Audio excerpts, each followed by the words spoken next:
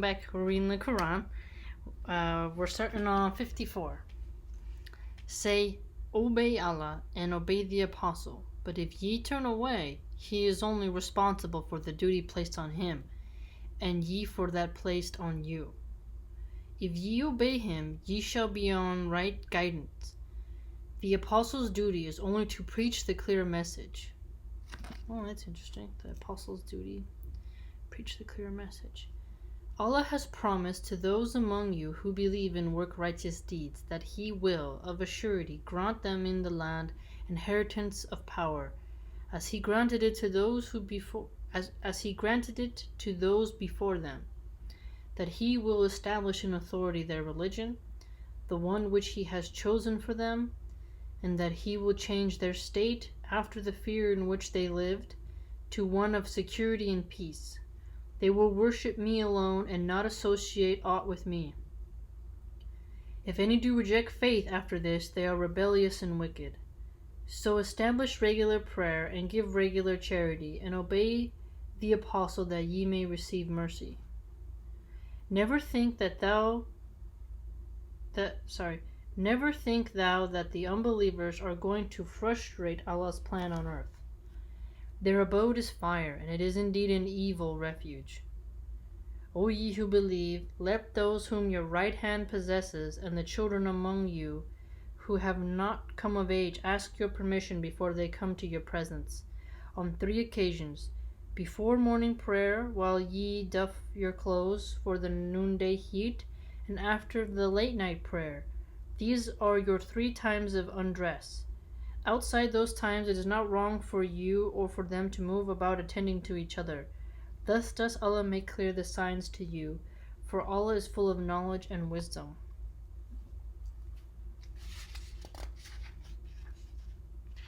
But when the children among you come of age, let them also ask for permission, as do those senior to them in age. Thus does Allah make clear His signs to you, for Allah is full of knowledge and wisdom. Such elderly women as are past the prospect of marriage, there is no blame on them if they lay aside their outer garments, provided they make not a wanton display of their beauty. But it is best for them to be modest, and Allah is one who sees and knows all things.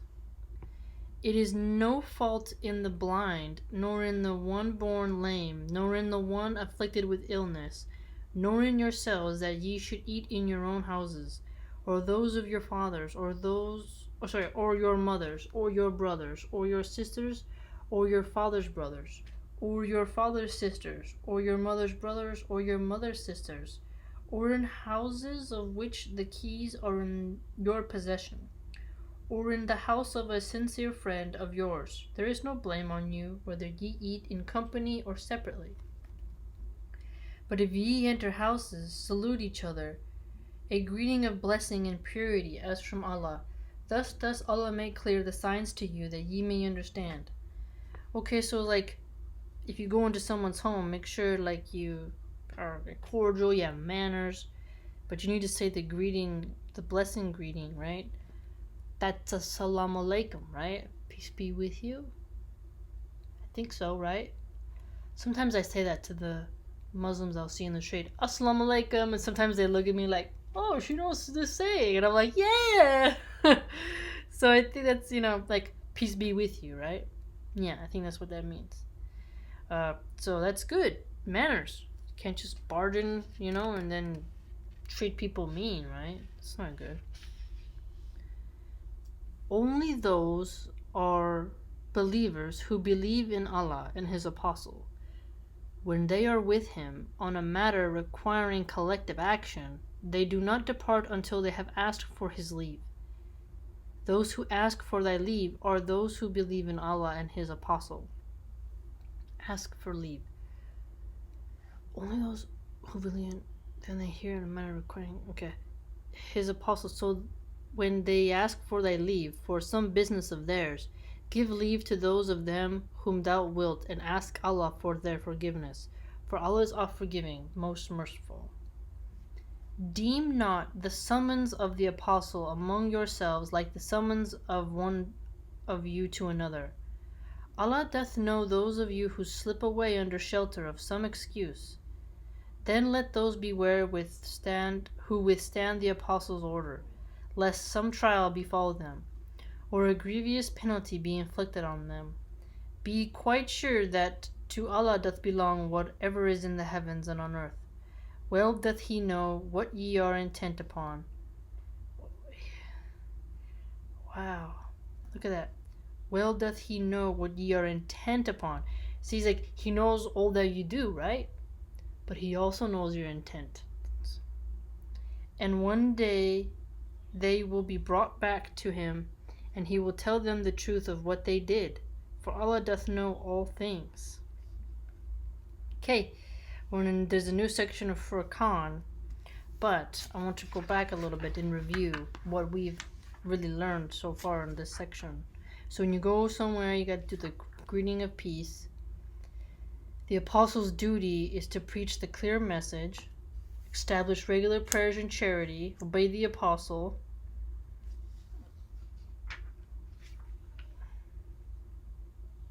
and then you say, we hear and we obey,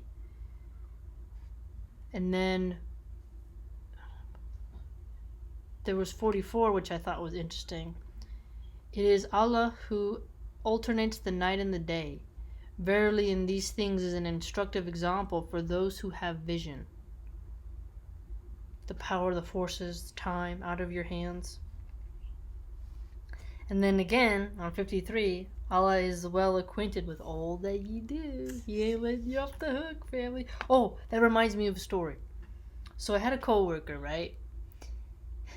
And he's always trying to invite me to go out dancing.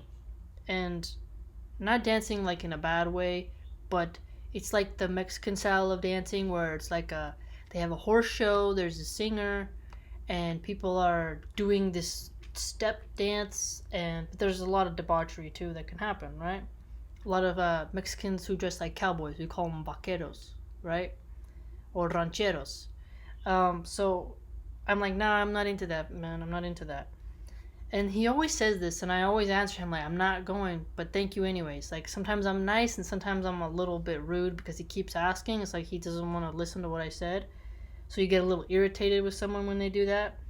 And for example, he was like, oh, tú andas a la iglesia? Like, he said, oh, do you go to the church to one of the line cooks? And the line cook was like, pues no. Like, no, I don't go. And this guy, he said like, pues está bien, puede ser que tú quieres.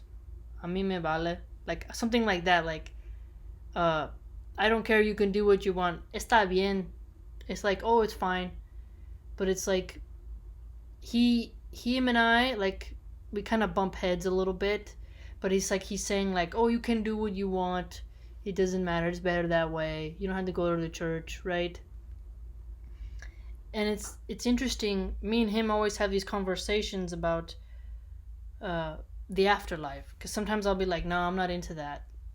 For example, this person, he's married, yet when one chick who comes into work, she always has her boobs out, always, and she kind of walks like this, you know, like, and she thinks she's like the sexiest person on the planet, and he tells her things like, hola sexy, ¿qué pasó? And like, he'll put his arm around her, right? And I told him once, I was like, doesn't your wife, if she sees you do that, isn't she gonna get so mad at you? And he's like, pues, like, whatever, you know? And I'm not trying to put my nose in anyone's business, but it is strange how, you know, he's a hard worker, but his mouth and his behavior, if I was his wife, I'd probably chop his head off. You know what I mean? Like, I don't know. Like, it's just like, I feel bad, basically. But we all make mistakes. But it's different when you make mistakes and you're humble about it and you regret it after someone has kind of maybe said like what you're doing is wrong. Do you know what I'm saying? But he's heard me say the same thing. Like, I told him I don't want to, me prefería estar en la casa leyendo un libro. Like, I told him, like, I prefer to be home reading a book. No tengo tiempo para esa madre. Like, I don't have time for that crap. But madre is a little bit more of a swear word, right? Because sometimes with these men, because he's older than me, you have to be a little bit strict. You have to be a little, being overly polite with men who are a little bit gross doesn't really work. You kind of have to bite back a little bit sometimes to get them to go away, right? Because they don't listen to the same. Since they're not acting respectable, a respectable answer isn't really going to keep them away. It's kind of like if you see a bull coming at you and he's being a little rowdy, you kind of got to shout at him like, "Hey, boy, hey!" Like you gotta.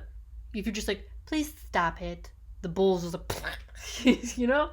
But if you show some strength, it kind of can get people to back off in a decent way. But these verses came in my head where it's like, Allah sees all that ye do, right? And I'm thinking that when he's saying like, "Oh, puede ser que tú quieres," it's like you can do what you want. It's like not necessarily, but obviously he's in a loveless marriage, or maybe he's tired of his wife, but he's too old to be acting that childish. It's something that I would expect a 15-year-old boy to say. But if you're 50, if you're in your 50s and you're talking like that still, it's a little bit like, hey man, you gotta grow up. You know what I mean? I'm not trying to be judgmental, but these verses remind me of that, and they come in my life often now. I think it's a testing. I really do, to see if I've changed, and if I can give a good counsel to help them not be led astray. I don't know if that makes sense. I falter too. Sometimes I just let them babble on, but sometimes I actually say something back, and then I falter, and I wish someone would tell me something, and we all got to do better. But I'm glad that that's gotten memorized into my head. I like it. It's helpful. It really is. It really is. I don't know if any of you have had that same experience, but I know I have. Okay. And then on 42, I liked, and to Allah is the final goal of all. Because remember we learned that he said like, dust you are and to dust you will return, and everyone comes back to God, right? But the final goal, because some people will say, what's the goal of life? It's to go back to God. It's a nice way to think about it. Like you're here to be tested, but you're going to go back to God and you're going to be judged. And that's okay if you're doing the right thing, right? And if you're not, you'll do better because you know your goal. If you know your goal, you can alter your behavior to reach that goal, right? I feel like sometimes we make being good too hard on ourselves, like we can't do it. We can make minor mistakes, but if we think about the bigger goal, like when you die, you're going to go there, you can live your life a better way. That's what I think, or at least what I'm starting to think. And then this one was interesting, remember, on 32. Marry those among you who are single, or the virtuous ones among your slaves, male or female, if they are in poverty. Allah will give them means out of his grace, for Allah encompasses all, and he knoweth all things. And then right here, Allah doth set forth parables for men. That one is going to be one of my favorites, because parables are like allegorical, they're symbolic, they're literal sometimes. There are many layers. And someone with my brain like that, sometimes I can go really too deep in, and I can go on and on and on, you know? But sometimes it's nice because it's like really, it's like exercise for your brain. And sometimes somebody can say something and you can be like, hey, that just made me think of this, you know? So I like parables, and parables are a great way to teach. The human mind, I think, is like totally made to understand parables. It really is. And then this one was really important to me, 33. But force not your maids to prostitution when they desire chastity. This is, to me, is so important now, because prostitution it's an old-time profession. However, it's becoming more mainstream. Indeed, that may make it more safe. However, there are a lot of women who are prostituting themselves when they might not want to pay rent. I saw a horrible news story in England on the BBC where women were prostituting themselves because of the high rent, or they were prostituting themselves to their landlords just to pay the rent. And it broke my heart, because I'm pretty sure if they made enough money, they wouldn't do it, right? And it makes you think how even landlords charging such high rents are getting a piece of a woman's body just so they can have a place to live. And there are lots of homeless prostitutes who are prostituting themselves, sometimes for drugs, yes, but also to survive. And maybe if they didn't have to do that, they wouldn't be doing it. You know what I'm saying? And another one, peer pressure. If you're in the hood and you got pimps on every corner, right? So many of the hip hop stars glorify pimps. Like, I'm a pimp cup, I'm a pimp. I use my pimp hand to slap bitches, they say, right? Because pimps beat women psychologically and physically. And these young girls who don't have dads and don't have mothers, right? If they didn't have to do it, they wouldn't do it. But the peer pressure of, like, it's sexy to be a prostitute. It's sexy. You girl power, female power, freedom, blah. Like, they wouldn't do it. So this to me has many layers. It really does. And it breaks my heart. And it just makes me feel like I'll do my best to help change people's minds, but to also live what I preach, right? But it's sad. And at least this book says that. At least it does. So a lot of people criticize Islam, saying it doesn't have women's rights, they're abusive. But look at this. It's literally saying, do not force people to be prostitutes. How is that not women's rights? You look at people focusing on a veil, but then they ignore the good verses. I mean, come on. Seriously. And then again on 21, Satan will command what is shameful and what is wrong. Good point. True. I agree with that. That's why I don't find the satanic hippie girls, like, they think it's cool to be edgy and occultist. There are intellectuals like me who we do our best to read those texts and we're like, this is painful to read. But you gotta read it, so you gotta know what your enemy is doing. You gotta know what your enemy is thinking. You gotta know the strategies your enemy is using to brainwash people. You gotta know, right? But it's sad when you see people promote it. And it's shameful, and it's wrong. And if it is shameful and wrong, you know it's of the dark arts. And if it's of the dark arts, we need to help people get away from it, right? The best we can, and, we gotta work on ourselves too.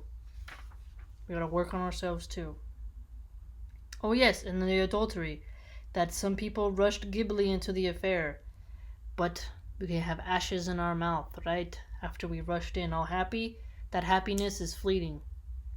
Especially with the pain and consequences that follow after. And then we had that long part that I did on verse 2. And then talks about on 5, repentance. We all can repent.